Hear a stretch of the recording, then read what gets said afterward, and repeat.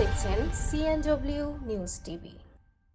ইনস্টাগ্রামে video post করে কটাক্ষের শিকার হলেন নায়িকা নুসরাত। বলছি বিস্তারিত। টলিউডের জনপ্রিয় অভিনেত্রী নুসরাত জাহান নিজের ব্যক্তিগত জীবনের নানা কর্মকাণ্ড নিয়ে বিভিন্ন সময় আলোচনায় থাকেন এই নায়িকা। সম্প্রতি একটি শিম্পাঞ্জির সঙ্গে ছবি তুলে আলোচনার মুখে পড়লেন তিনি।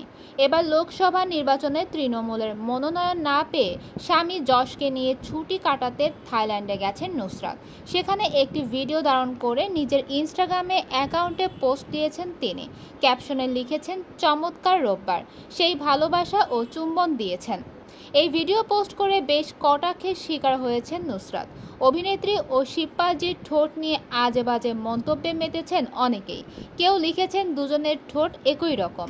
মাহবুবা নামের একজন লিখেন, সেম সেম লাগে দুইটাকে। আরেকজন লিখেছেন, বিচ্ছিন্ন হয়ে যাওয়া দুই ভাই বোন, আমি কেঁদে দিয়েছি। টালিপাড়ার এই নায়িকা সম্প্রতি ঠোঁটের সার্জারি করিয়েছেন। ঠোঁটের আকর্ষণীয়তা বাড়াতেই তিনি এই সার্জারি করান। সেটাই চোখে পড়েছে নেটিজনদের। আর কটাক্ষের শিকার হচ্ছেন তিনি।